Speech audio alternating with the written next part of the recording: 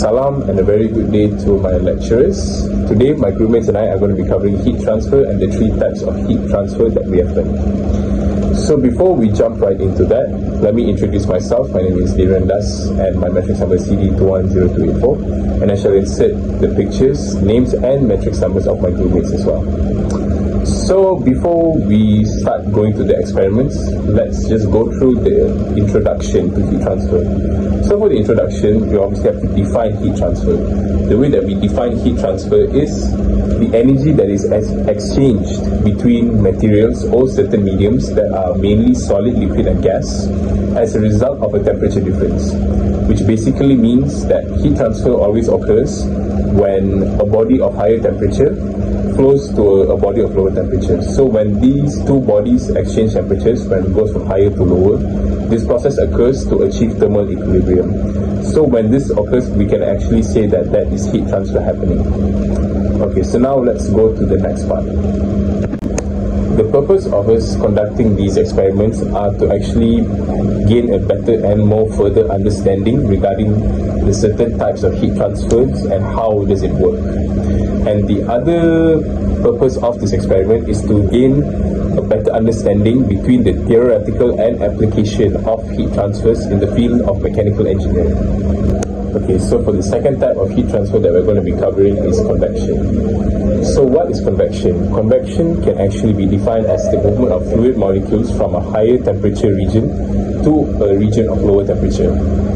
So for convection, as the temperature of that certain liquid starts to increase, the liquid's volume has to increase also by the same factor, and we also call this effect, we actually call it as displacement. That's all for convection. The third and final form of heat transfer is known as radiation. So for radiation, radiant heat is actually present in some form of our daily lives. So the actual form of thermal radiation, the word thermal radiation, is actually referred to as radiant heat. Thermal radiation is actually generated by the emission of electromagnetic waves. These waves actually carry away the energy that is being emitted from the emitting body. Radiation actually occurs and takes place through a vacuum or only a transparent medium, which can either be a solid or a liquid. Thermal radiation is actually the result of random motion of molecules in a certain method. That's all. Alright, this is our apparatus for conduction experiment. So we use steel bar, and then candle. This is candle. This is for lighters for the heating process, and this is the nail. Alright, we speed the nail with a candle wax, like you can see. Alright. Here, this experiment will demonstrate one of the type of heat transfer, which is conduction. The first step is to heat up the steel bar by using a lighter to observe what happens to the nails when the heat spreads across the bar. As we can observe, the nails drop from the bar in a linear order, where the first nail is the one that falls and the other drop accordingly. This is because the heat transfer from a higher temperature to a lower temperature medium to achieve thermal equilibrium. Therefore, the result obtained from this experiment shows that thermal conductivity can be observed under suitable conditions.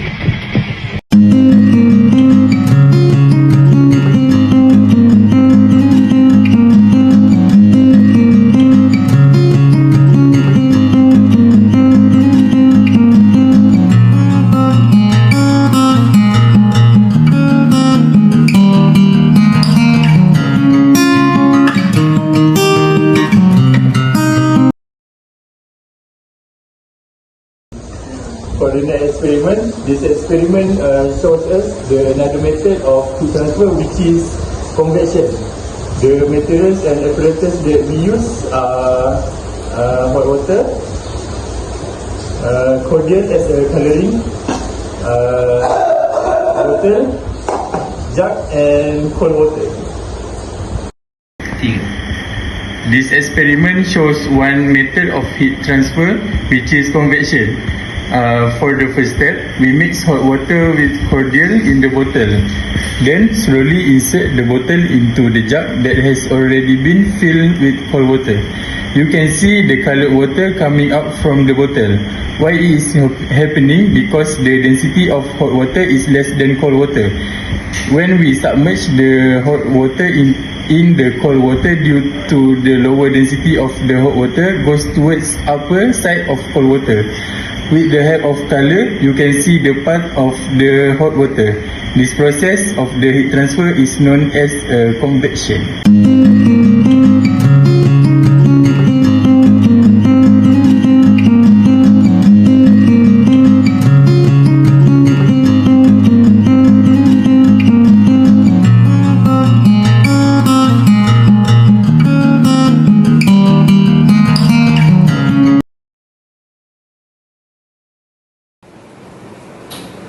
Turn on the kettle and wait for the water boiling. After that, put the water in the glass. Wait until a few 15 minutes. The water in the glass will become warm water, so there is a heat radiation on surrounding. Therefore, as a conclusion to this video, we can actually say and we can actually conclude that through conducting these experiments for radiation, conduction and convection, we can actually gain a better understanding on the various types of heat transfer and how do they work through different mediums and through different types of bodies such as solids, liquids and gases, of course. Therefore, when we conduct these experiments, we can gain a better understanding and we can understand and have better knowledge on the application of these types of heat transfer in real life applications. We can actually apply these understandings that we have gained into the real world, into the field of mechanical engineering, as it will gain benefit for us in the nearer future. Thank you.